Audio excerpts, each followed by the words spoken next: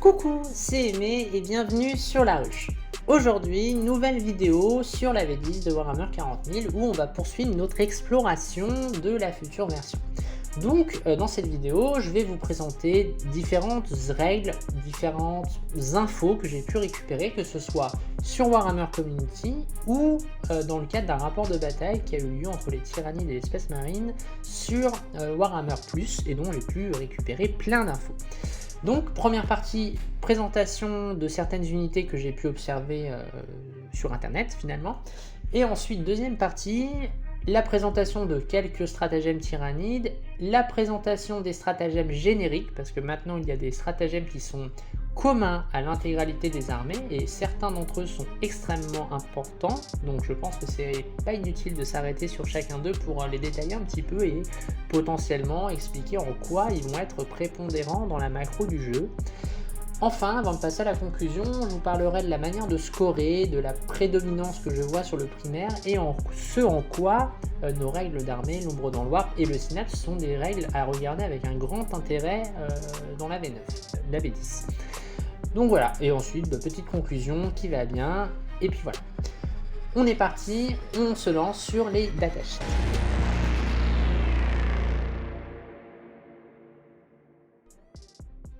On va commencer cette analyse des datasheets de la boîte Léviathan par le Neurotyran. Alors le Neurotyran, il y a beaucoup de gens qui comme moi le trouvaient très très cool et étaient impatients de découvrir ses règles. On les a et c'est mitigé, on va pas se mentir. En tout cas personnellement, je suis un petit peu dubitative. Alors pas du tout sur la qualité de la figurine qui je trouve est toujours ouf, ni sur ses règles générales qui sont honnêtement très bien, mais sur un goût de pas assez pour ce qui est de sa partie létalité psychique. On va y venir au cours de cette petite analyse de sa datasheet. Donc au niveau du profil de base de la bébête, on est sur un mouvement de 6, une endurance de 8. Donc l'endurance de 8, c'est quand même un palier d'endurance intéressant. La plupart des fuseurs vont vous blesser à 4. On est plus ou moins sur l'endurance qu'ont les petits véhicules. Je pense que les trucks auront ce genre de choses. Les raiders Drukhari, je crois, sont entre 6 et 7. Donc on est quand même sur une endurance correcte, mais pas non plus sur quelque chose d'hyper tanky. Au niveau de son invulnérable, on est sur une invue à 4. Et la première petite déception, je m'attendais à une invue à 3, comme le Neurotrope a depuis beaucoup de temps. Et malheureusement, ce sera qu'une invue à 4. Donc c'est quand même pas stable. Notre ami peut dépop quand même assez vite. Alors, il sera évidemment écranté par une unité, mais attention quand même. Il a 9 PV, un leadership à 7, et donc là on peut maintenant s'avancer sur la qualité de ce chiffre pour le leadership. On est sur un leadership à 7, donc à peu près la valeur la plus haute que l'on aura en tyrannide, parce que c'est celle du Swarmlord. Donc il est fort à parier que ce sera la capacité de commandement la plus élevée que nous aurons en tyrannide. Là où c'est plutôt rassurant, c'est quand vous faites les statistiques à 3D, c'est quand même une énorme majorité de cas où vous allez quand même réussir votre test. Donc du coup, c'est une valeur de commandement parfaitement correcte sur l'armée tyrannide avec la faculté d'avoir la règle synapse. Au niveau de l'OC, c'est 3 figurines. Alors effectivement, ça compte comme 3, donc il y a 3 figurines, mais je vous arrête, l'unité est composée d'un seul Neurotyran, ce qui veut dire que les 2 figurines sont justement accessoires et qui ne seront pas forcées d'être jouées. D'ailleurs, je pense qu'on ne les jouera pas, parce que ça va poser problème, donc on les enlèvera et ils pourront servir de marqueur ou de ce genre de choses, mais la figurine se jouera seule. Au niveau de ces règles, on a 3 capacités qui sont inhérentes à cette figurine, et c'est là qu'on va s'apercevoir que c'est une unité qui est un buffer, un stabilisateur de son armée et pas spécialement une unité létale. Et c'est en ça que c'est un petit peu décevant, c'est que c'est plutôt un personnage central que réellement une espèce d'artillerie magique que moi en tout cas personnellement je pensais que ce soit, et ça ne l'est pas. Je vous arrête là-dessus. Si vous pensez que vous avez des yeux comme moi, vous allez voir la règle de sa capacité psy, c'est quand même un petit peu décevant. On y viendra. Au niveau de ces règles, la première, c'est qu'il va être mis dans une unité. Alors vous avez deux choix, soit les Neurogaunts, je pense que vous ne le mettrez pas là-dedans, parce que c'est trop faible en termes de résistance, et surtout, ça n'apporte pas grand-chose. Parce que dans cette unité, il va apporter un +1 hit, à l'unité. Et en plus, si l'unité est Battle Shock, l'unité sur laquelle vous allez taper, vous allez en plus avoir un +1 bless. Alors là, pour le coup, ça commence à devenir intéressant, parce que +1 bless, +1 touche, on a quand même des facultés de létalité correctes. Donc en ça, c'est plutôt pas mal. Ça en fait donc un personnage qui peut accompagner et booster les capacités offensives d'une unité. Il peut, moi ce que je vois, c'est clairement dans les tyrans de garde. En plus, c'est un neurotyran, donc il va avec les tyrans de garde. Tout ça me paraît bien, bien agencé. Donc c'est plutôt cool. Voilà, les tyrans de garde, je pense qu'ils toucheront à 3. Avec ça, ils toucheront à 2. Les tyrans de garde, c'était une unité qui saturait quand même correctement. Donc un +1 bless, ça ne fera pas de mal. Je pense aussi que les pinces broyeuses, qui sont une option des tyrans de garde, seront probablement à regarder, parce que je pense que ce sera une arme qui aura une force élevée, pour pouvoir justement éclater un peu les véhicules, ce genre de choses. Et donc un +1 bless, ça va clairement dans le bon sens. Donc je pense que les tyrans de garde avec pinces broyeuses, accompagnés de cette figurine, pour profiter pleinement du +1 wound et +1 touche, ça me paraît quand même vraiment pas dégueu du tout. Donc ça, intéressant. Ça, c'est le côté, il rentre dans une unité de tyrans de garde, voilà, très cool. Les tyrans de garde, on pense qu'ils auront également une bonne stade d'endurance, donc ça en fera une unité assez solide à sortir. Au niveau de son cri psychique, ça on l'avait vu, c'est la faculté d'empirer le test de Battle Shock que vous allez imposer à votre adversaire lors de l'utilisation de l'ombre dans le warp. Donc là pareil, c'est très intéressant parce que ça synergise la règle d'armée. Donc entre guillemets, sa présence me paraît quand même bienvenue à ce niveau-là, parce que c'est vraiment intéressant de se dire que vous aurez, votre adversaire aura risque de devoir vraiment considérer cette règle-là avec ce -1. Donc intéressant. Enfin, dernière chose, il va avoir une capacité qui va permettre de considérer 2 unités à portée synapse, donc c'est-à-dire que l'unité pourra faire ses tests à 3d6, ses tests de Battle Shock. C'est très intéressant, notamment dans le cadre de l'envoi de ressources non synapse. Je pense par exemple au Leaper ou au guerrier ou au Genestealer. Les guerriers seront sans synapse, mais en tout cas aux Raveners par exemple, vos unités vont pouvoir être envoyées sur l'adversaire, prendre un objectif et ne pas s'exposer à un moral faible au moment du Battle Shock et possiblement perdre la capacité de contestation d'objectifs. Donc ça, c'est quand même très intéressant à ce niveau-là. Donc avoir 2 unités qui tous les tours peuvent être envoyées virtuellement en portée synapse, c'est quand même très très intéressant. On va maintenant passer à son profil. Alors on s'épargne l'attaque en mêlée, quoique 6 attaques qui vont toucher à 3+, force 5, pas de PA, dégâts 1, c'est relativement anecdotique. Tout de même, ces 6 attaques, une fois dans son unité, il va toucher à 2+, donc, et avec potentiellement un +1 bless, vous avez moyen de faire 4-5 boys orcs en moins, ou ce genre de choses. J'aime bien tuer les orcs, je prends souvent les orcs en exemple d'ailleurs, parce que j'aime beaucoup affronter les orcs, et je trouve que c'est marrant c'est vraiment l'exemple. Mais typiquement, voilà, c'est des unités, des attaques pardon, qui sont sans PA, certes, mais qui, conditionnées avec les buffs de l'unité, peuvent quand même être assez sérieux. On va passer aux attaques de tir, et c'est là que c'est le plus intéressant, et c'est aussi malheureusement là que ça pêche un peu à mon sens. On a un cri psychique qui ignore les couverts, qui est psychique et qui est torrent. Donc à 18 pas, vous allez balancer 2d6 tirs de touche auto, de force 5, PA-1, dégâts 2. Alors si on s'arrête à ça, c'est correct. C'est un lance-flamme énervé qui va être intéressant pour l'Overwatch, pour contrer un petit peu les mouvements adverses, ce genre de choses. Le dégât 2 en fait quand même quelque chose de dangereux pour l'infanterie un petit peu lourde type SM. La PA-1 est un petit peu l'edge. Je trouve que ça aurait été bien une petite PA-2. -1, on devra s'en contenter. Oulala. Ça ignore les couverts, ceci dit, donc ça sera vraiment une PA-2. Le Space Marine ne pourra pas sauver à 3+, il sauvera à 4 pour la plupart du temps, et mourra ensuite avec son dégât 2. Donc c'est quand même intéressant. Maintenant, je vais vous dire le fond de ma pensée. Je m'attendais vraiment à une artillerie magique pour ce qui est de ce personnage, et je m'attendais vraiment à un profil d'arme anti-char également en magie. Alors je dis pas qu'il aurait dû avoir les deux, mais j'aurais bien aimé qu'il ait une arme un petit peu versatile, soit anti-personnel, soit anti-char, comme on retrouve sur certaines armes, comme le lance-missile par exemple. Et là, je trouve que le fait qu'il ait qu'une option anti-infanterie, c'est un peu dommage, parce que j'aurais bien aimé qu'il ait aussi potentiellement 2 tirs de force 10, PA-3, dégâts 4 ou dégâts 3, pour avoir cette faculté anti-char qui manque, en tout cas qui semble manquer au tyrannique. Voilà, donc c'est en ça que cette figurine me déçoit un peu. Maintenant, si on la regarde pour ce qu'elle est, on a quand même une figurine qui synergise sacrément votre armée, qui offre des facultés de synapse là où vous n'en avez pas, donc c'est quand même pas dégueu. On parlera tout à l'heure des Thermagantes notamment, qui sont potentiellement une très très bonne unité finalement de prise de table, à condition qu'elle soit à portée synapse. Donc là encore, pourquoi pas, voilà, très bon combo entre les deux. Je pense pas qu'on pourra réellement se passer de cette figurine. Moi, je pense que je la jouerai. Alors, moi, j'ai envie de tout jouer. Mais évidemment, il faudra faire des choix. Mais en tout cas, les ressources tactiques qui sont apportées par cette fille semblent vraiment intéressantes. Après, à voir ce que les autres amèneront. Mais typiquement, je trouve que c'est vraiment intéressant pour solidifier sa ligne de bataille. Donc, on verra ce que ça va donner. Mais voilà, faut pas être trop sévère sur cette figurine.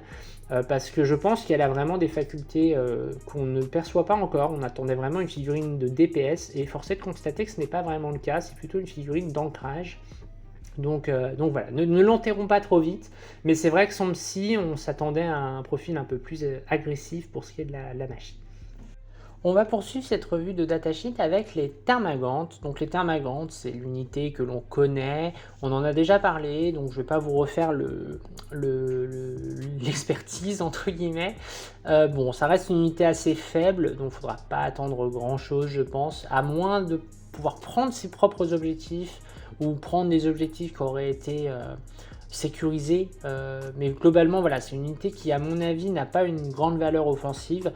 Défensive, à mon avis, ça va être compliqué aussi. Quoique, s'ils arrivent à être à couvert, vous avez quand même 10 PV à couvert, potentiellement difficilement, ça les fait difficilement fuir avec les règles synapse.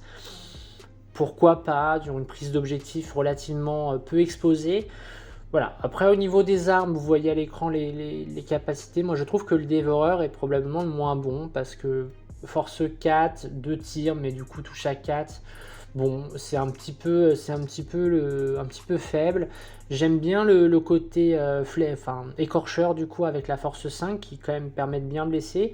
Ou alors carrément les points épineux qui du coup sont à la fois assaut, pistole et linkade, donc qui permettent de relancer les jets de blessure, dont la force 5 du coup n'est plus trop un problème. Bon, vous restez léger en termes de tir, vous n'allez pas tuer du Space Marine avec ça, mais en tout cas vous avez vraiment des facultés de prise d'objet assez facile, à condition évidemment de ne pas rater son Battle Shock. Leur règle spéciale qui vous permet, quand un adversaire entre dans votre portée, potentiellement de vous en aller, ce qui en fait quand même une unité assez chiante pour l'adversaire, notamment pour les armées de corps à corps. Typiquement, je pense au World Eater, où vous mettez vos Thermagantes sur les objectifs entre guillemets centraux. Là, l'adversaire vient, il a une charge à 6 ou 7, et là vous fuyez, vous reculez, du coup il a explosé des unités bêtement. Ça peut être assez chiant pour l'adversaire à gérer, ou alors typiquement votre adversaire fait un mouvement, vous faites un bon mouvement sur votre D6, et là vous venez finalement vous mettre en opposition pour bloquer un petit peu sa charge. Bon, en tout cas, il y a des vertus tactiques à ça. Je pense que ce sera essentiellement comme ça qu'il faudra les jouer, parce que ce ne sera pas en agression.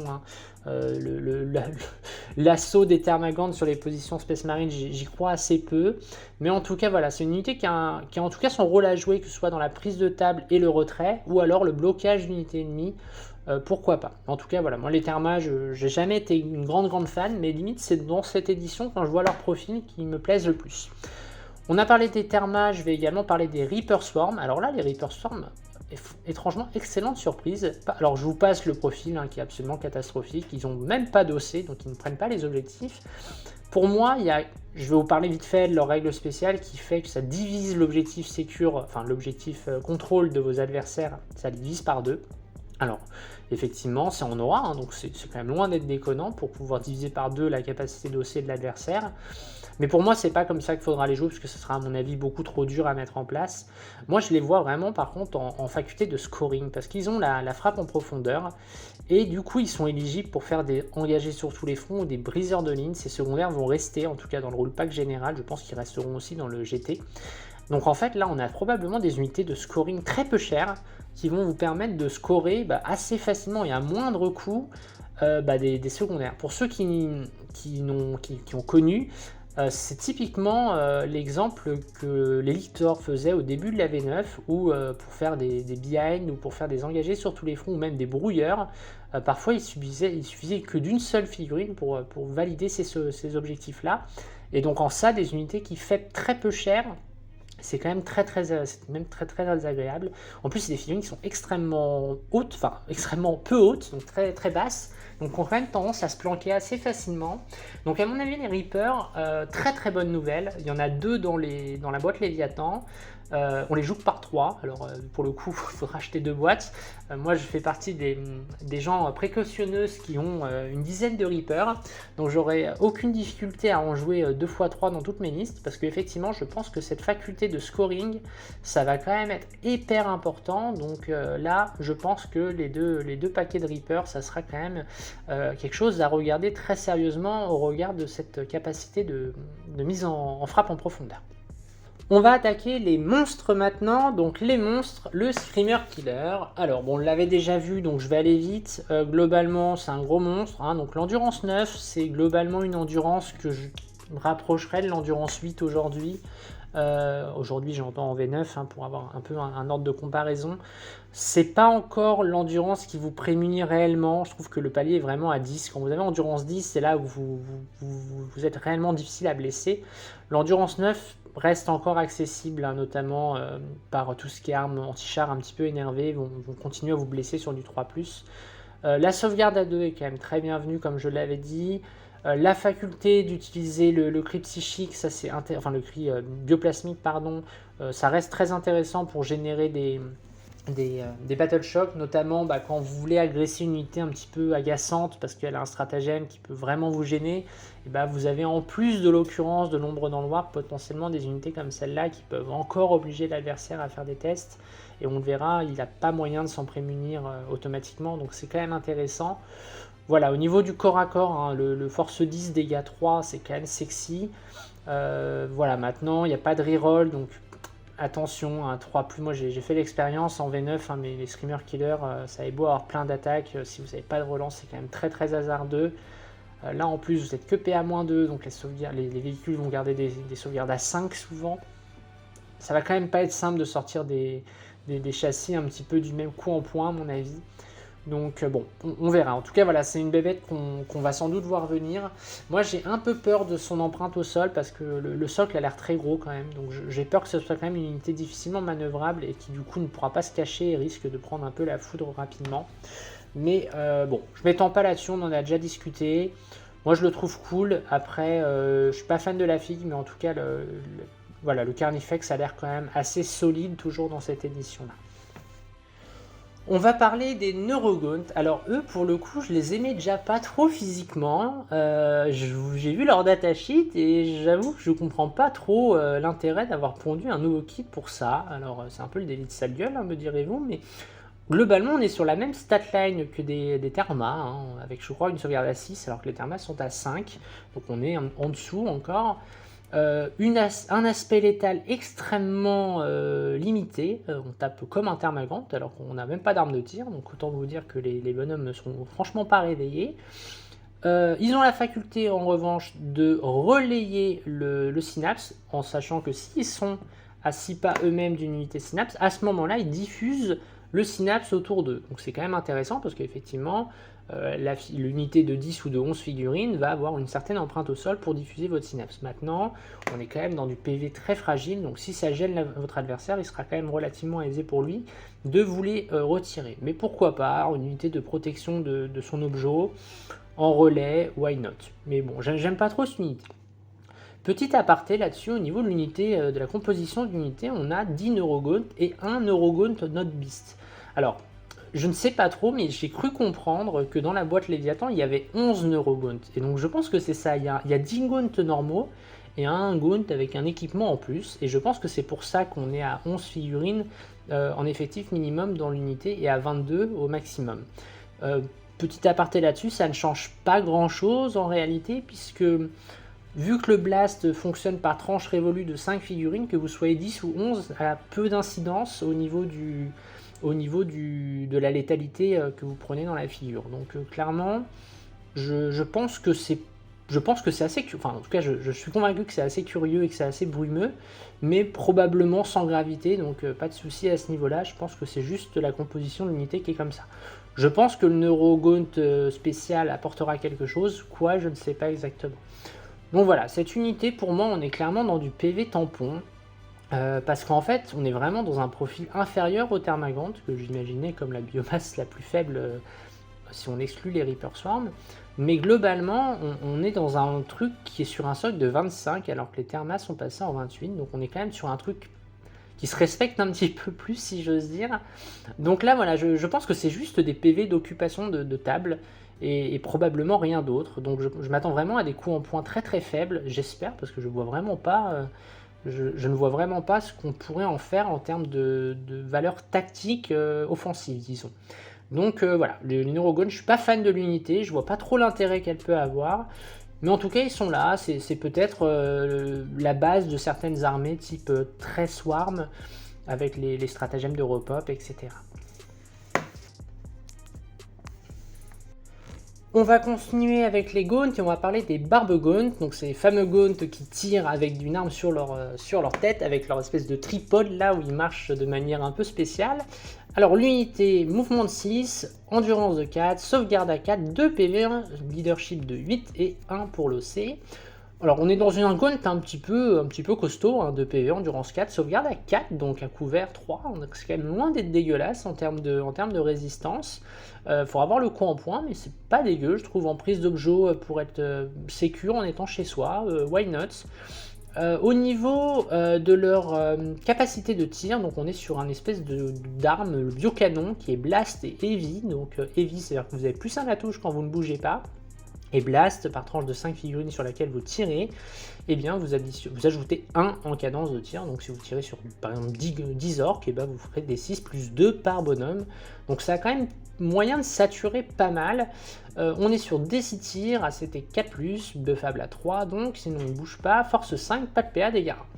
On est donc dans un truc qui sature salement les hordes, parce que franchement force 5 c'est loin d'être déconnant, vous allez quand même saturer assez fort. Au niveau, il n'y a pas de PA, alors effectivement c'est pas terrible, mais la force 5 est quand même intéressante. Le fait que ce soit blast, ça permet quand même de faire très très mal sur les rings des unités de 5 figurines, hein. Typiquement les orques là vont pas du tout apprécier ce type de bestiole. Et en plus de ça, quand vous avez tiré sur une unité, eh bien, l'unité qui s'est fait toucher, eh bien, elle va avoir -2 à tous ses mouvements. Ça implique les mouvements de charge, d'advance et de mouvement normal. Donc en fait, vous pouvez cumuler un maximum de -4 sur le mouvement. C'est quand même assez sale, je trouve. D'autant plus que si vous avez la faculté de tirer sur 3 unités et que vous touchez ces 3-là, les 3 auront -2 au mouvement. Donc attention, parce que ça pique. Ça ne marche que sur l'infanterie, donc attention. Hein. Mais en tout cas, ça a une vertu de snare, un petit peu d'entrave, de manière assez sérieuse quand même, pour impacter l'infanterie ennemie. Typiquement, la Dead Guard, je pense, va détester cette unité, parce qu'effectivement, ça va vraiment le clouer au sol, et je pense que c'est compliqué à mon avis de faire une liste sans ça, parce que c'est une vertu tactique qui me paraît quand même vraiment intéressante à ce niveau-là. On va poursuivre les personnages tyrannides avec le Tyrannide Prime ailé. Donc on avait vu cette figurine, je vous en avais dit tout le bien que j'en pensais et de tout le mal dont je pensais de la posture des ailes. Et ben, soyez rassurés, si vous pensez comme moi, on va pouvoir facilement convertir ces ailes parce qu'elles sont indépendantes au montage. Donc aucun souci pour les remplacer ou pour les positionner d'une autre manière. Donc ça c'est très cool, je me tarde de recevoir le mien pour pouvoir le bidouiller et mettre les ailes des horreurs des cryptes pour les gens qui connaissent, et peut-être que vous le verrez sans doute sur des rapports de bataille de la chaîne pour vous montrer la petite conversion que je compte réaliser sur lui. La datasheet maintenant, la datasheet on est sur quelque chose de connu, mouvement de 12, endurance 5, sauvegarde à 4, 6 PV, un commandement de 7 tout comme le Neurotyran et un OC de 1.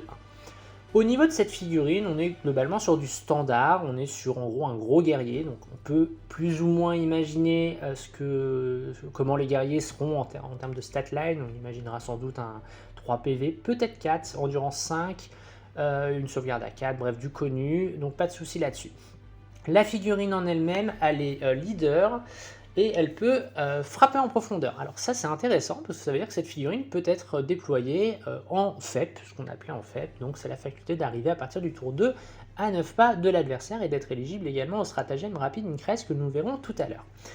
Il est leader, il pourra rejoindre 2 unités, alors deux ennemis disons, il va pouvoir rejoindre les gargouilles, alors là aussi pareil, je pense que c'est juste pour lui donner des PV tampons. Alors on n'a pas la datasheet des gargouilles, mais je ne m'attends pas à une létalité exceptionnelle. Donc je pense qu'on l'attachera plutôt au guerrier.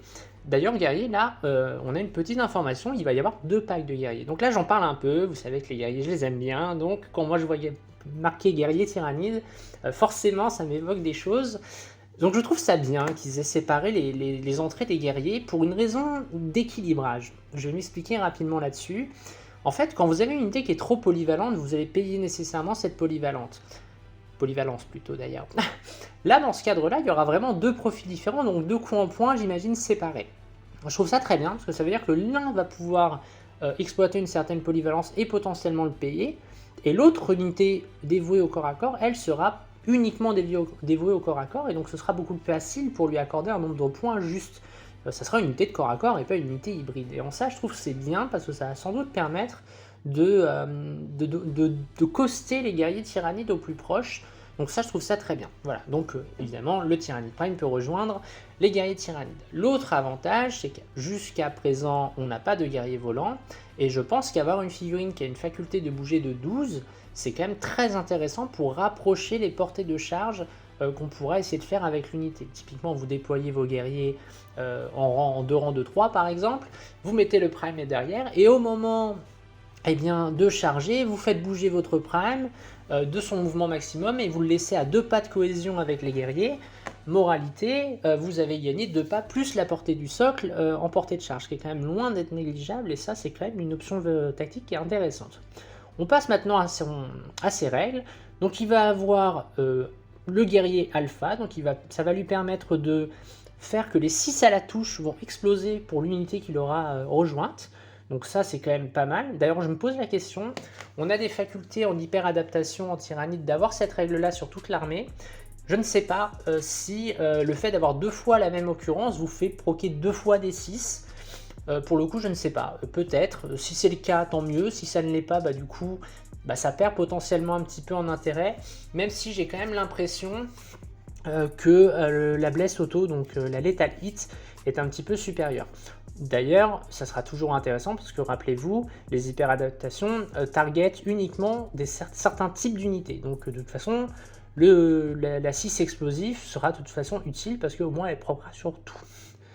Chose intéressante, il peut taper en mourant, donc quand il meurt sur un 4+, il tape en mourant. Honnêtement, c'est très gadget parce que le 4+, c'est une chance sur 2, donc c'est très rarement stat, et une fois sur 2, vous n'allez pas le faire taper, et une autre fois, vous le ferez taper. C'est pour moi un bonus, on n'est clairement pas dans un outil stratégique ici, c'est voilà, vous avez la chance, enfin, vous n'avez pas de chance que votre prime soit mort, mais vous faites votre 4+, et il pourra s'activer quand même. Au niveau de son attaque, on a donc 6 attaques qui vont toucher sur du 2+, à force 6, PA-1, dégâts 2. Alors, honnêtement, je trouve que c'est un peu ledge, toujours cette PA-2 que je trouve, cette PA-1 pardon, que je trouve très ledge. Alors ok, dégâts 2, force 6, c'est correct. On est clairement dans un profil un petit peu hybride dans la mesure où on est dégâts 2, donc on tape de l'élite, qui est souvent armurée, et malheureusement la PA-1 va faire qu'on va pêcher un petit peu sur la perforation d'armure. Donc voilà ce que je pouvais vous dire sur le Prime. Globalement, c'est un bon personnage pour accompagner les guerriers. Et effectivement, je pense qu'il sera vraiment utile uniquement en l'adjoignant à un pack de guerriers pour booster un petit peu leur létalité. On va passer au psychophage. Alors, j'aimais beaucoup cette figurine. Je suis monté par les hauts et les bas dans cette datasheet. On va en discuter un petit peu plus longuement ensemble de celle-ci, parce qu'elle a quand même deux regards, entre guillemets, quand on la voit en première fois et qu'on la voit la deuxième fois. Alors au niveau du profil, on bouge de 8, on a une endurance de 9, donc là aussi une endurance sérieuse, une sauvegarde à 3+, 10 PV, un leadership à 8 habituel, 3 d'OC, donc ok. Au niveau de la figurine en elle-même, à noter tout de suite, elle a un fin open à 5 permanent sur elle-même, donc c'est quand même très très loin d'être anecdotique, parce que là on est quand même dans une figurine qui virtuellement a plutôt aux alentours de 15 PV. Donc attention, parce que là c'est plus du tout la même bestiole à sortir qu'un Carnifex du au-dessus. On est à peu près pareil, sauf la sauvegarde qui est un peu plus légère, mais on a quand même le fin open qui compense quand même sacrément les dégâts qu'on peut prendre. Donc ça, c'est quand même une très très bonne chose. L'autre faculté extrêmement intéressante, c'est qu'elle diffuse autour d'elle à toutes les unités tyrannides, elle a toutes, hein, attention, hein, c'est tout, les monstres et compagnie, les personnages et tout, un Finnopen à 6. Et là, c'est très intéressant. Moi, j'ai joué Léviathan en V8 à l'époque où on avait un Finnopen. J'adore la mécanique de Finnopen, ne me demandez pas pourquoi. Allez, si je vous le dis pourquoi, parce que j'aime bien avoir le dernier mot sur mes figurines. C'est pas, bon bah t'as raté tes sauvegardes, bye bye. Non, non, attends. Tu fais tes dégâts, mais attends, c'est pas fini, j'ai encore une option pour sauver les bêtes. Donc voilà, j'aime bien cette mécanique-là. Donc ouais, moi les Finnopen, je trouve ça intéressant. Et puis ça a tendance souvent à casser des séquençages des armes qui sont parfois trop évidentes. Par exemple, pour tuer un guerrier, avoir un dégât 3, c'est très bien. Bah, s'il a un Finnopen, c'est une chance sur deux qu'il faille un deuxième dégât 3. Donc en termes de résistance, ça peut être assez vite dramatique pour l'adversaire. Donc ouais, le Finnopen me plaît beaucoup, que ce soit sur lui-même ou en zone. Il a également une faculté de toucher plus facilement quand les unités ont commencé à être affaiblies, c'est-à-dire que quand vous allez taper sur une unité qui n'est pas à sa force de départ, donc qui a perdu au moins une figurine, vous allez avoir un +1 à la touche, corps à corps, et si cette unité-là est en dessous de sa demi-force, c'est-à-dire que si vous tapez sur 4 figurines d'unité qui en contenait 10 au début, vous allez avoir en plus un +1 bless. Donc là, attention, ça commence à être sérieux en termes de létalité. Là, on va passer à ce qui coince, par contre, sur cette figurine, c'est les attaques au corps à corps. L'attaque au corps à corps est honnête, force 6, PA-1, dégâts 2. La problématique, c'est qu'elle a une cadence de D6 plus 1. Et là, le jour où vous allez faillir votre 1 sur la cadence, vous allez faire 2 attaques avec votre monstre et franchement, la purge. Alors l'arme est quand même assez intéressante parce qu'elle est anti-psycheur et devastating wound, ce qui veut dire que sur les psycheurs, dès que vous allez faire un 2+, bah, vous allez coller 2 BM. Donc là c'est quand même, clairement les Harryman, les Thousand Sun, les GK ont plutôt intérêt de se planquer parce que ça peut vite être dramatique, hein. Vous faites un 6 sur votre attaque, sur un Magnus par exemple, le tonton il va pas apprécier beaucoup le traitement, donc ça peut quand même être assez drôle. Maintenant, c'est un monstre qui ne vole pas. J'ai quand même l'impression que c'est pas vous qui allez savoir sur qui aller. Votre adversaire va soit focus cette unité parce qu'elle va être un vrai danger à cause de cette faculté-là, soit il la focusera pour le Finnopen, mais globalement il n'en aura pas grand peur pour, s'il n'est pas psycheur, il n'en aura pas grand peur offensivement. Voilà.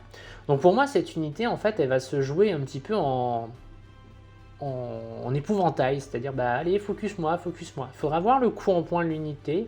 Alors clairement si on est dans quelque chose dans les 150, 170 points, on sera clairement trop cher. Mais si on est sur un châssis de l'ordre de 100-120 points, je pense que ça peut être carrément envisageable parce qu'effectivement ce Finnopen c'est quand même, ça peut vite être la grosse blague. Couplé à ça, le Finnopen en aura autour, c'est quand même assez chiant aussi.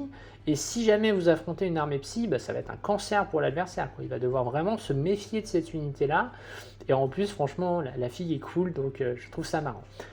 J'ai pas parlé d'une chose aussi, il a un lance-flamme torrent, donc un lance-flamme, et qui ignore les covers. Donc pareil, on a D6 tirs, force 6, PA-1 dégâts. Bon, c'est pas mirobolant, mais en tout cas, ça apporte son petit lance-flamme des familles quand il va vouloir avancer. Il va bouger de 8 et advance en permanence, hein, puisque de toute façon, il peut tirer avec son arme en ayant advance. Je dis une bêtise, parce qu'il n'est pas assaut, donc il n'a pas le droit d'advance et de tirer avec son lance-flamme. Attention à ça, ou en V9 on pouvait le faire, mais maintenant on ne peut pas. Donc non, j'ai dit une bêtise, on ne fera pas advance, au contraire, on fera un mouvement normal pour le laisser en bulle autour de soi, et une fois que vous aurez des unités à portée, bah, vous pourrez les cramer. Attention quand même, des armes comme ça, c'est toujours un peu dangereux, parce que si vous tuez trop de figurines, bah, vous risquez de permettre à votre adversaire de retirer ses pertes pour allonger vos charges, donc c'est toujours un peu dangereux. Mais en tout cas, voilà, cette figurine a un petit tir qui mange pas de pain, comme dirait un certain personnage que tout le monde connaît. Voilà, donc en tout cas, voilà, une unité qui est cool. Moi j'aime bien la fille, je trouve que c'est sympa ce qu'ils lui en ont fait. J'étais vraiment mitigé sur l'aspect létalité, et en fait je m'aperçois que c'est pas une figurine qui est là pour être létale réellement, c'est une figurine qui est là pour soutenir un petit peu l'avancée des bestioles à côté. Et en ça, il a un rôle qu'on n'avait pas en Tyrannide, parce que on voulait parfois avoir un apothicaire ou des choses comme ça. Bah, en fait, on l'a, notre apothicaire, c'est ça. C'est un apothicaire anti-psycheur qui bouffe tout.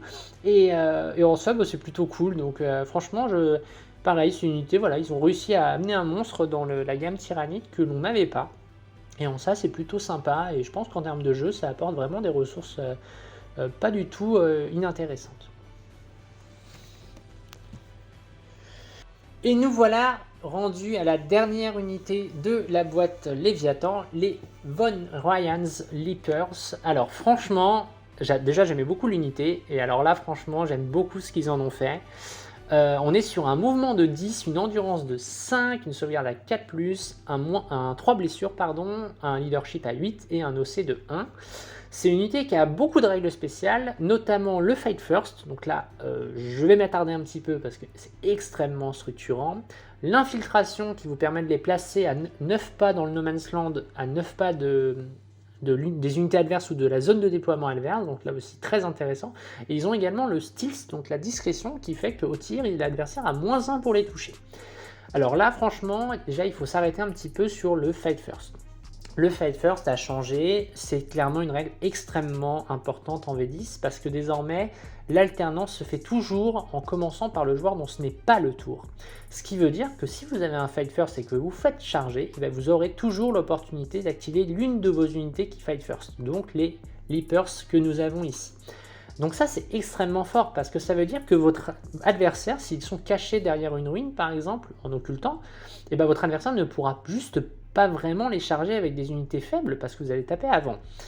Ça c'est la première chose. Ensuite la deuxième chose, et on voit que le Game Workshop veut donner une identité à cette unité, c'est qu'elle a en plus une règle qui vous permet d'utiliser un stratagème qui coûte 2 PC normalement, et là qui va vous en coûter 0, c'est l'intervention héroïque. On en parlera tout à l'heure, c'est un stratagème qui vous permet de charger pendant la phase de charge adverse si vous avez une unité adverse à 6 pas à la fin de la phase de charge. Donc c'est quand même velu.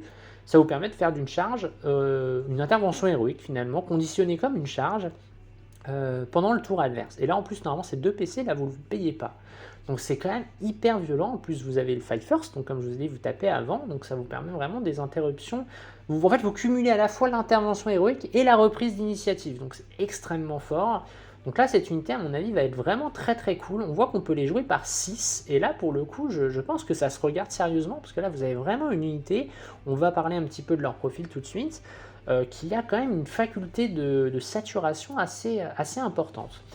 On y vient. Donc au niveau du corps à corps, c'est 6 attaques par bébête à 3+, force 5, PA-1, dégâts 1. Donc on est quand même sur un truc sérieux. Parce qu'on est sur une unité de 3, on fait 18 attaques, sur du 3+, force 5, PA-1. Alors la PA-1 limite un peu, et je trouve que c'est bien, et là je vais mettre mon petit tacle à la gorge à Game Workshop, c'est que je trouve que cette règle de Fight First est extrêmement forte, mais du coup il ne faut pas la mettre sur des unités, en fait il faut la mettre sur des unités agiles, mais pas sur des unités qui tapent comme des bœufs en fait, parce qu'a priori quand on tape comme un bœuf, on tape pas vite. Alors que quand on tape avec des petits canifs, des petites dagues, on est plus véloce, quoi. Et clairement, là, je regarde Lionel Johnson, qui est une figurine qui est insane en termes de résistance, insane en termes de dégâts, et qui en plus fight first, quoi. Donc en fait, l'unité, elle est imbutable au tir, elle est imbutable au close. Non, à un moment, faut arrêter, quoi. Donc voilà, ce que je veux dire par là, c'est que je trouve qu'il y a un équilibrage qui est intéressant et qui est sain sur cette unité, parce que c'est une unité qui va finalement taper assez fort, mais en même temps elle va taper correctement, pas super fort, mais par contre elle tapera toujours avant l'adversaire. Et ça, je trouve que c'est assez sain. En plus, son mouvement de 10 lui permet quand même une allonge assez sérieuse. Attention, vous la déployez en infiltration, ce qui veut dire que vous mettez derrière un couvert dans le No Man's Land, vous avez le T1, très bien, vous chargez, vous n'avez pas le T1, vous laissez l'opportunité à votre adversaire de venir vous chercher, mais de toute façon, vous taperez avant lui. Donc c'est quand même très très intéressant comme unité, et franchement, cette unité-là me paraît vraiment très bonne. D'ailleurs, il y a beaucoup de gens qui m'ont demandé ce que je pensais de la boîte Léviathan, est-ce qu'il fallait l'acheter en double? Alors moi, personnellement, je ne vais pas l'acheter en double, parce que je trouve que c'est... Bon, en gros, je vais répondre à la question. Clairement, à mon sens, c'est une boîte qui ne s'achète pas en double, parce qu'il y a trop d'entrées que j'imagine un petit peu uniques dans les listes. Alors oui, si vous faites comme moi et qu'à terme vous voudrez avoir toutes les entrées par 3, vous pouvez l'acheter en 3. Mais je pense que en priorité, c'est pas l'essentiel. Je pense qu'il faudra probablement dans cette boîte jouer certaines unités par 2 peut-être, je pense notamment au Reaper, au Leaper. Mais globalement, avoir 2 neurotyrans me paraît pas pertinent, 2 Prime non plus. Donc voilà, en tout cas cette unité, pour moi, c'est vraiment ce qui brille dans dans cette boîte parce qu'on a vraiment quelque chose d'hyper, de réellement hyper impactant en fait en termes de létalité. C'est hyper sympa. Ils ont en plus le bon goût de pas être notamment concurrencer trop fort les Genestealers, parce que les Genestealers, eux, ne font pas une infiltration, mais un mouvement scout, et les Genestealers ont moins de force, mais plus de PA. Donc on est vraiment dans deux rôles différents. Moi, j'aime beaucoup cette figurine. Franchement, je la trouve vraiment très sympa. Donc j'aime beaucoup l'identité qu'ils leur ont donnée. En plus, une petite invulnérable à 6 au corps à corps. Alors, c'est pas dingo, hein, mais clairement, hein, l'invulnérable à 6, moi je prends. Hein. Si vous sauvez une fille sur un tir de canon laser ou autre chose comme ça, c'est toujours bienvenu. Donc, non, franchement, l'unité est très cool. J'attends de voir le coup en point, mais vraiment, vraiment très très sympa cette figurine-là. Donc maintenant qu'on a vu les différentes datasheets de la boîte Léviathan, petit bonus qui m'amuse, on a vu également passer la datasheet du Hiérophant. Donc le Hiérophant, c'est l'espèce de gros monstre tyrannide Forge World, donc c'est la figurine la plus grosse avec le Harridan de la gamme tyrannide actuelle Warhammer 40 000. On est sur une figurine qui, je crois, coûte entre 250 et 300 euros. C'est vraiment un truc énorme, intransportable au possible. Je ne sais pas si ça sera jouable vraiment en format 2000 points. C'était très compliqué à déplacer avant. Là, on va le voir. Elle a une règle qui vous permet d'enjamber les décors, donc c'est quand même assez cool. Mais bon, voilà. Je pense qu'on est plus dans du gros LOL pour faire fumer les stats que réellement dans un truc jouable. Mais je vous en parle quand même parce qu'il y a quand même des choses intéressantes à voir sur cette figurine. Donc déjà au niveau du mouvement, on est sur un mouvement de 12, une endurance de 14, donc là pareil, on est quand même quasiment invulnérable aux armes un petit peu standard. On a une sauvegarde à 2, une invulnérable à 5, 30 PV, un commandement de 8 et un OC de 12. Elle a la faculté d'avoir plus 1 à la touche quand elle va cibler une unité qui est Battle Shock, donc ça peut être très cool hein, pour toucher à 2+. Elle a également une règle qui lui permet, quand elle fait des mouvements quels qu'ils soient, d'enjamber les terrains qui font 4 pas en hauteur. Donc là, ça va vous permettre d'enjamber avec ses griffes pour la placer tout simplement sur le champ de bataille. Sinon, c'est imbougeable, intransportable. Intransportable et imbougeable sur le champ de bataille. Donc c'est quand même cool qu'ils aient mis cette règle-là en plus. Un affaiblissement du profil quand elle perd des PV, c'est logique. Hein, quand on a à ce point-là autant de PV, c'est logique qu'on soit à un moment impacté par des statistiques qui décroît. Au niveau des armes de tir, donc en premier on a une espèce de lance-flamme assaut qui va tirer à 12 pas et faire 3 des 6 tirs de force 7, PA-2, dégâts 1, donc anti-infanterie légère. Et on a également deux armes, les Dire Biocanons qui sont blast, qui vont tirer à 38 tirs et chacun va faire 2 des 6 tirs, force 6, PA-3, force 10, PA-3, dégâts 3. Donc on va avoir là un gros anti-char, mais en fait c'est un anti-char léger parce que la force 10 c'est un petit peu limité. Par contre, on a une cadence autrement plus importante que certaines armes anti-char qui ont des forces 18 certes, mais qui ont que 2 tirs. Là vous avez quand même au minimum 12 tirs plus 2d6, donc on a quand même une cadence sérieuse. On peut assez facilement monter une vingtaine de tirs. Donc ça déblaye quand même sacrément les petits véhicules, même les véhicules moyens disons, et aussi l'infanterie un petit peu d'élite, donc c'est quand même sexy. En plus de ça, au corps à corps, c'est à 10 attaques extra, donc c'est 10 attaques en plus, de force 5, PA-1, dégâts 1, qui vont toucher à 3+. Et on a ensuite les énormes griffes tranchantes qui vont faire 8 attaques en touchant à 3+, force 20, PA-2, dégâts D6 plus 1. Et là, pour le coup, le début est très sexy, la fin beaucoup moins.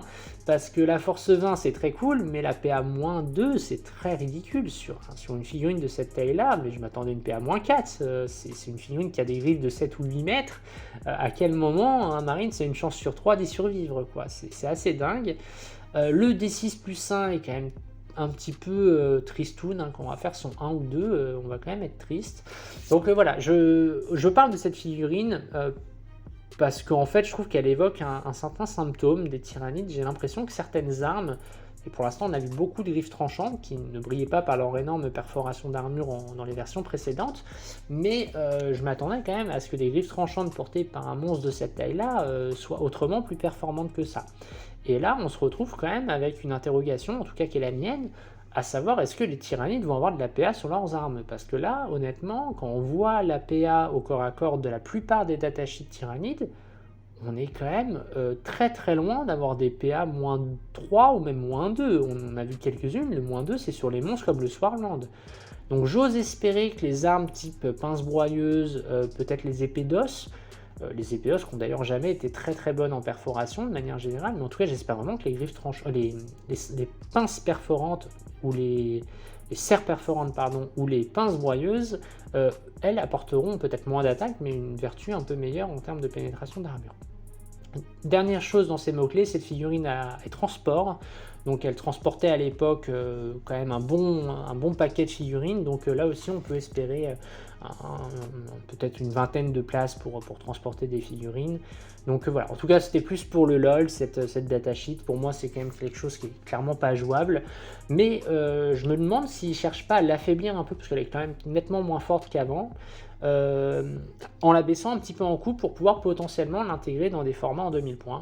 On verra le coup en point. En tout cas c'était vraiment pour vous partager le truc et vous partager aussi cette réflexion sur la PA des armes tyrannides au corps à corps.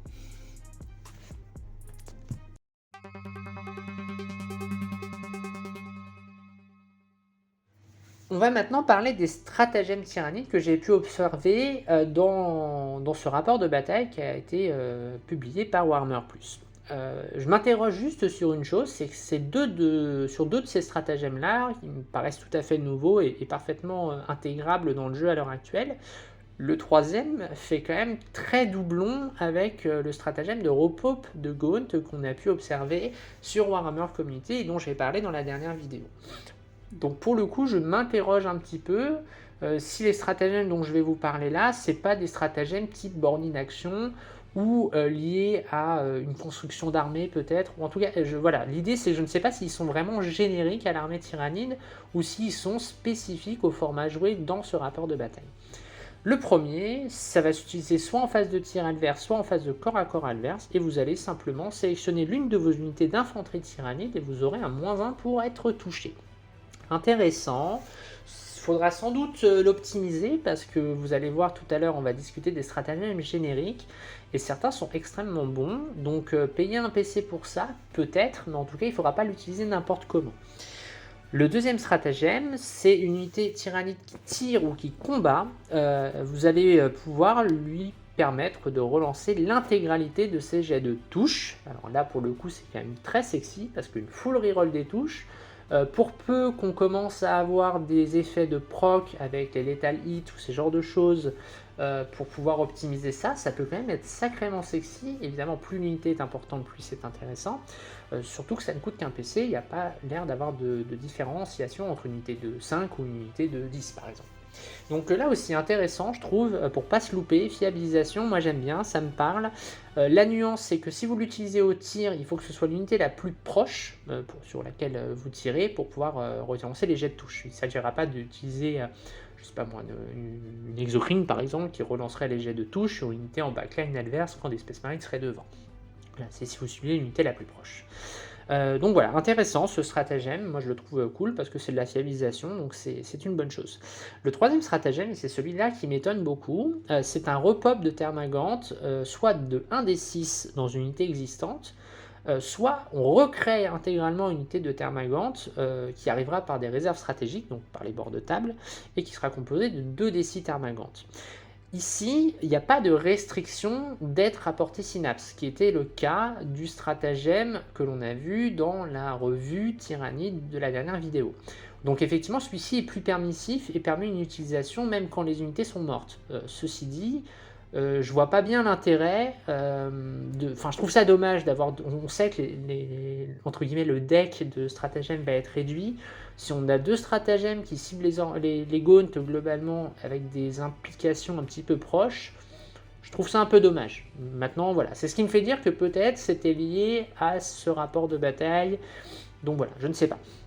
Enfin, dernière chose, là on ne parle pas de stratagème, on parle d'un équipement. Alors pareil, les équipements, on sait que ce ne sera plus des PC dépensables, puisqu'on commencera à 0 quand vous construirez votre liste. Donc ce sera des options achetables. Vous paierez un coût pour avoir, je sais pas moi, une armure d'artificier ou des bioknouts super trop forts. Enfin voilà, on paiera des points. Et donc là, on a un équipement, en tout cas, qui s'apparente à une relique ou à un trait, qui offre une cape plus invulnérable l'on-opérative. Donc ça, l'on-opérative, c'est-à-dire que l'unité n'est pas ciblable tant que vous êtes à plus de 12 pas d'elle, donc on ne peut pas lui tirer dessus si vous voulez, quand vous êtes à moins de 12, un peu comme la règle des lictors aujourd'hui. Et vous avez en plus un -1 pour être touché au corps à corps. Donc là, pareil, intéressant. Dans le rapport de bataille, c'était le Tyranic Prime qui avait ça. Et ça le rendait effectivement assez sexy parce que du coup, il faisait cette petite balade un petit peu en solitaire en n'étant pas ciblable avec une invue à 4 qui le rendait quand même assez solide. Donc voilà, je ne sais pas si ça sera une relique ou un trait du futur codex ou de l'index, mais en tout cas, voilà, sachez que c'est le genre de relique qui pourrait être présente dans l'index tyrannide à venir. Donc voilà, on a parlé des stratagèmes et des ressources, disons, observées dans ce rapport de bataille. Maintenant, on va discuter des stratagèmes génériques que l'on retrouve dans le livre de règles.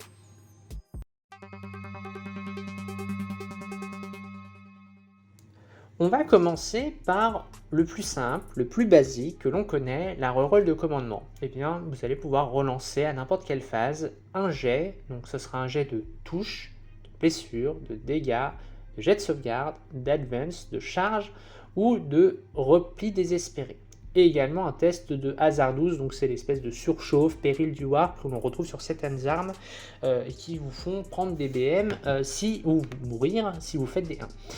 Bon, on connaît, un PC, ça sera toujours aussi fort, donc à ce niveau-là, ça sera probablement quelque chose d'utilisé régulièrement. Maintenant, un PC, on va en avoir moins des PC, puisqu'on commence à 0 et on en gagne un par phase de commandement. Donc, si vous utilisez une reroll, globalement, pour ce tour, c'est fini. Donc, quand même assez... ça risque d'être une ressource précieuse.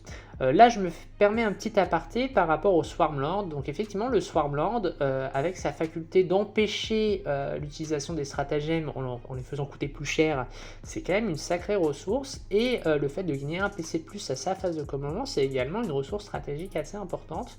Donc avoir le coût du Swarmlord, mais peut-être une bonne idée pour pouvoir déployer pleinement l'utilisation des stratagèmes. On va poursuivre avec la contre-offensive, donc stratagème à 2 PC. Donc là, 2 PC, c'est hyper cher, clairement. Il faut l'avoir anticipé un tour d'avant ou avoir une faculté pour récupérer des PC. Ça vous permet simplement de reprendre la main dans un corps à corps de la même manière que l'on avait ce stratagème en V9. Il n'a pas changé, donc il coûte toujours le même prix, il est toujours très fort, mais voilà, option de jeu hyper intéressante, mais assez coûteuse. On va découvrir un nouveau stratagème, l'Epic Challenge. Donc en fait, vous allez sélectionner l'un de vos personnages au corps à corps et vous allez pouvoir gagner les attaques précision. Précision, c'est l'opportunité de taper sur les personnages directement, même s'ils sont intégrés dans des unités. Donc ça, c'est plutôt intéressant parce que ça vous permet de sniper les personnages dans les unités sans avoir à passer sur le corps des unités qui composent cette unité-là, justement. Et donc ça, c'est plutôt cool parce que du coup, ça va vous permettre de désactiver des capacités, des choses comme ça.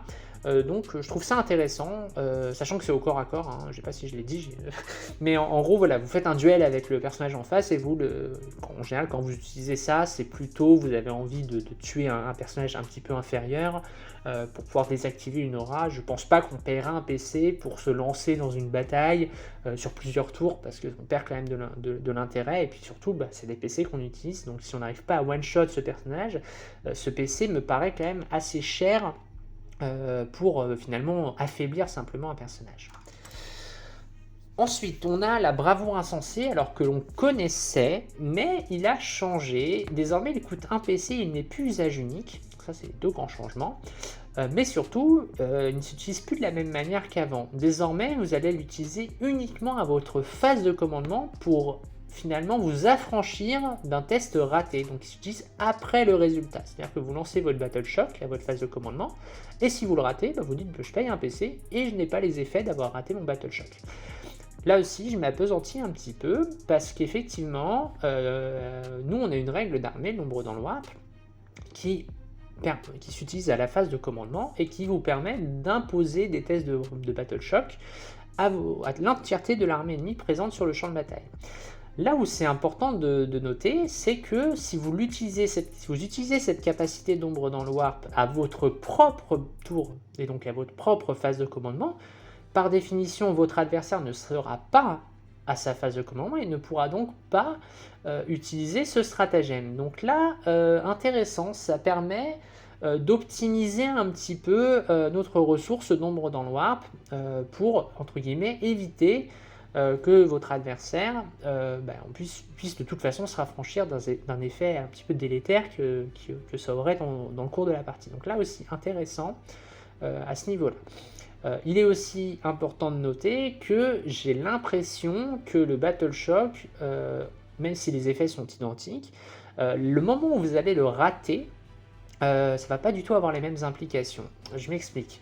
Si vous ratez votre Battle Shock à votre propre tour, à votre phase de commandement ou plus tard, et bien en fait, pendant l'intégralité de votre tour et potentiellement le tour suivant de votre adversaire, vous serez Battle Shock. Tandis que si vous le ratez à la phase au tour adverse, et bien vu que votre phase de commandement va arriver plus rapidement, vous aurez l'opportunité de le récupérer. Donc j'ai l'impression que la manière dont on devient Battle Shock, ou en tout cas le moment, peut être assez structurant. Là, attention, c'est bien qu'à la phase de commandement. Donc en fait, ça ne peut pas être utilisé par exemple sur le bombardement d'un Plague Scroller ou le hurlement bioplasmique d'un Screamer Killer. Donc voilà, le moral, j'ai vraiment l'impression que ça va être assez subtil et que le moment où l'adversaire va entre guillemets perdre courage, ça aura des imprimations assez différentes selon la temporalité où vous allez rater le test. On va ensuite passer au stratagème des grenades. Donc là, c'est des unités qui ont des grenades et qui vont pouvoir les lancer et faire des BM.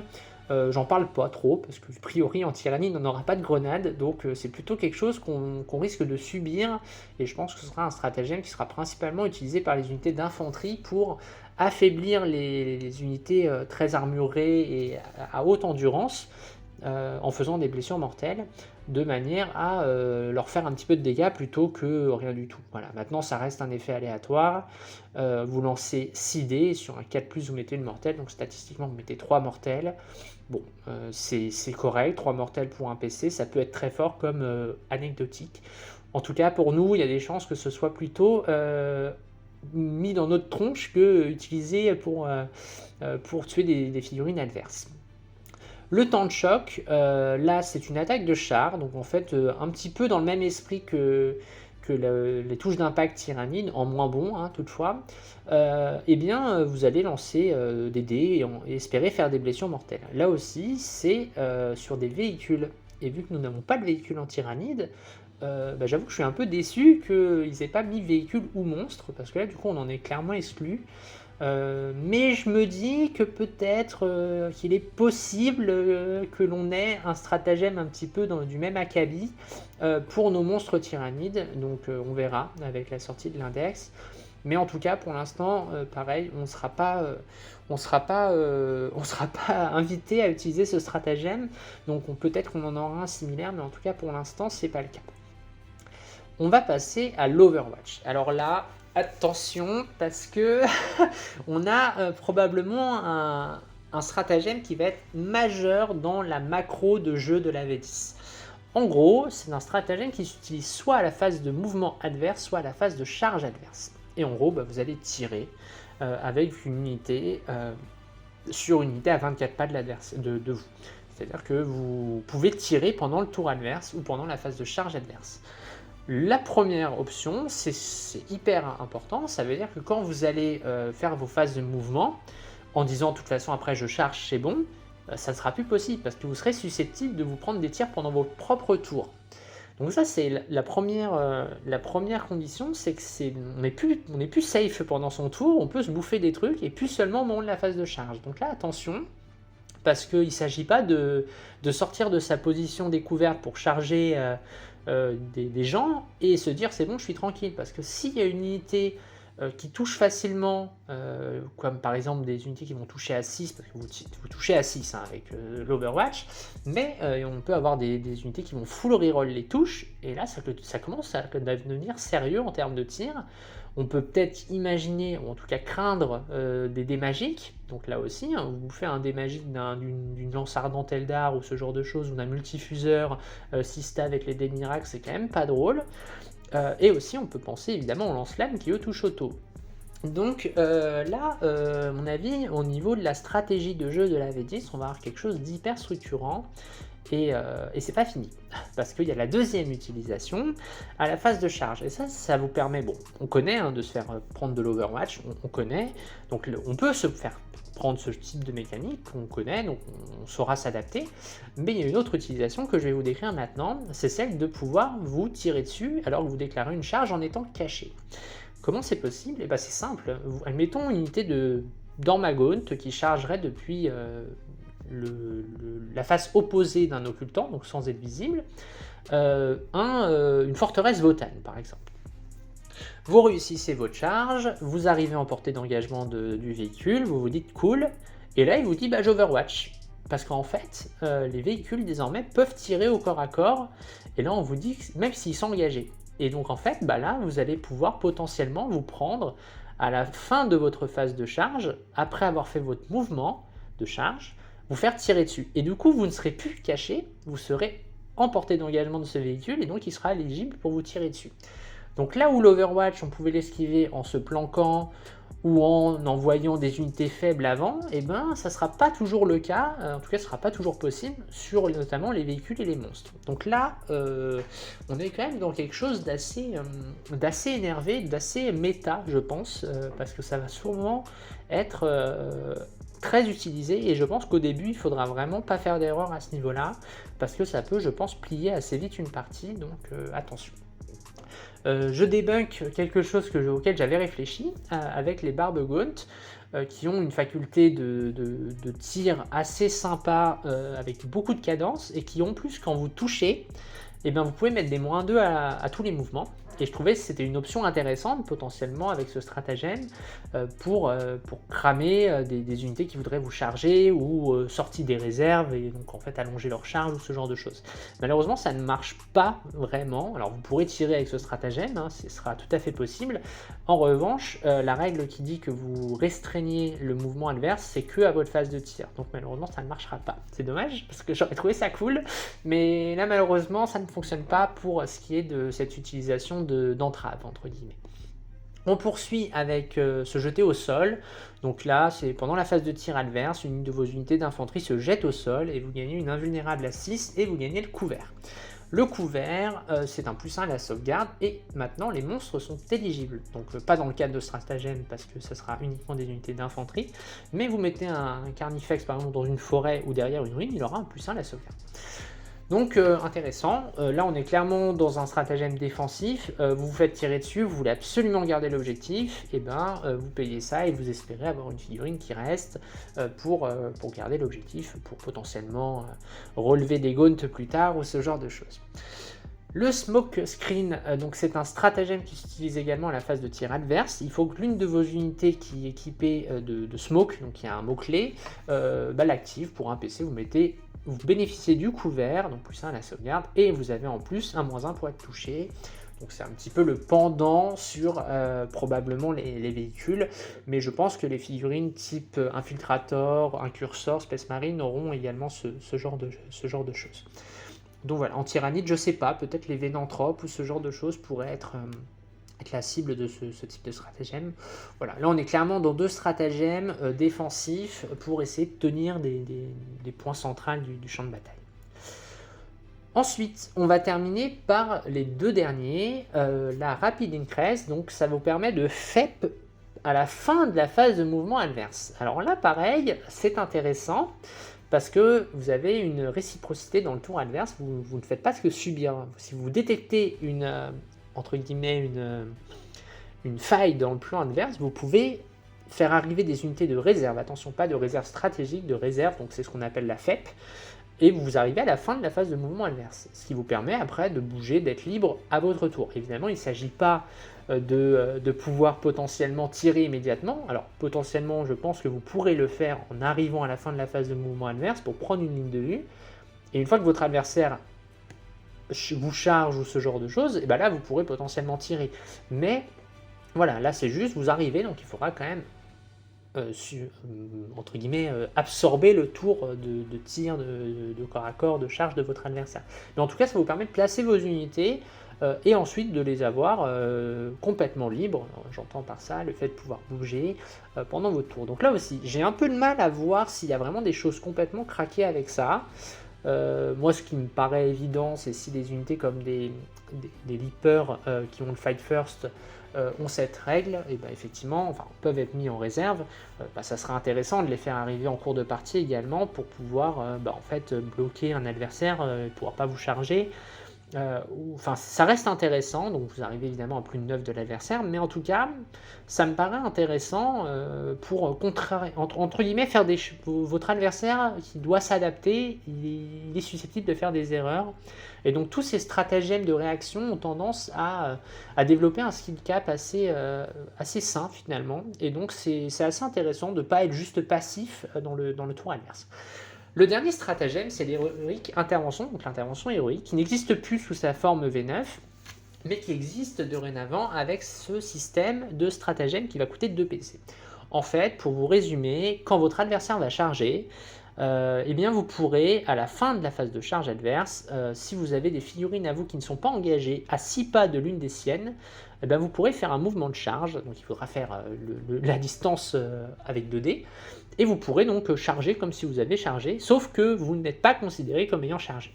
Donc vous n'avez pas le fight first, donc attention, parce que du coup, votre adversaire vous aura chargé, donc il sera susceptible de taper avant vous, grâce à la règle de fight first. Là où ça devient hyper intéressant, et là je trouve qu'il y a encore, les leapers me font de l'œil, parce que si vous gérez bien votre histoire, et que vous avez la ressource pour, vous pouvez parfaitement faire arriver vos leapers à 6 pas, d'une unité qui va subir une charge à vous, à 9 pas de l'adversaire également, et puis là, vous organisez le fait que si votre adversaire charge, eh ben vous pourrez faire une intervention avec vos leapers, et vu que vous avez le fight first, vous tapez quand même avant. Donc là aussi, des utilisations stratégiques, alors on est sur 2 PC d'intervention et 1 PC de rapid increase, donc on est quand même dans des utilisations velues de PC, mais en tout cas c'est des plans de jeu qui peuvent vraiment être utilisés à mon avis, et qui vous permettent d'avoir vraiment une interaction et une notion vraiment stratégique pendant le tour adverse, et en ça c'est vraiment chouette. Donc voilà, on a fait le tour des stratagèmes. Alors évidemment, c'est une première lecture. Hein. J'ai pas tout encore, même si le bouquin de règles a leaké. Il est possible qu'il y ait des choses que je n'ai pas vues. Il est possible que des choses que j'ai dites sont finalement pas possibles parce que j'ai oublié un truc ou quoi. En tout cas, ça me paraît intéressant. Donc voilà, je pense qu'on va avoir une version qui va rester sur le même moteur de règles que ce qui était la V9, mais avec une interaction entre les joueurs beaucoup plus poussée, notamment dans le tour adverse, où on ne sera pas juste passif, et en ça c'est plutôt cool.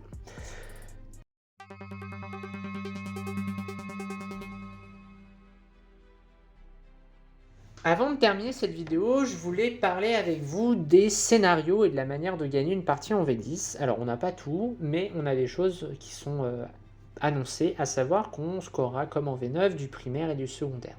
On aura 50 points possibles de primaire et 40 de secondaire, avec la notion de gambit qui vous permet de sacrifier vos 2 derniers tours de primaire en essayant de réaliser une action compliquée pour gagner 30 points de primaire ou 0, donc là, une notion un petit peu gamble, si la partie se passe mal, un tout ou rien, si j'ose dire.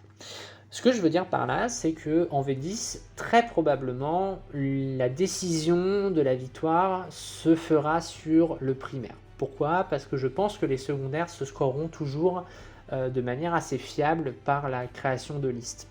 Là où il faudra s'engager sur la table pour marquer ses primaires, ou ne pas le faire, et on sera sanctionné dans ce cas-là, non seulement parce que vous avez quand même 10 points de plus prenables sur le primaire par rapport au secondaire. C'est déjà assez important en termes d'échelle. Et en plus de ça, comme je disais, je pense que le secondaire peut se scorer un petit peu tout seul, là où le primaire, il faudra s'engager sur le champ de bataille, et à mon avis, en cela, ça va quand même être assez structurant. Là où je veux rebondir, c'est par rapport aux règles tyranniques. La première, l'ombre dans le warp, vous permet de générer des tests de battle shock sur toute la table pour l'adversaire. Alors c'est une règle, j'en ai déjà parlé, je trouve que c'est un petit peu... C'est trop aléatoire, je trouve, pour baser nos stratégies dessus, et j'en suis toujours intimement convaincu. Il faut voir ça comme une aide, en disant, je connais mon armée, je sais à quel moment il faut l'utiliser, je l'utilise, mais je pars du principe que ce sera un bonus, et pas je base ma stratégie sur l'éventualité que des unités clés ratent leur test. C'est plutôt, si elles ratent leur test, très bien, vu que je le fais à la phase de commandement, je pourrais dérouler mon tour avec l'information de réussite ou non de ce test, mais il faudra en tout cas pas baser sa stratégie macro dessus. Là où par contre ça sera différent, ce sera pour votre adversaire, parce que lui, n'ayant pas de moyen de fiabiliser ces tests-là, on l'a vu avec le stratagème qui permet de réussir automatiquement un test, si vous utilisez l'ombre dans le warp sur votre phase de commandement, l'adversaire ne peut pas s'en prémunir en cas d'échec.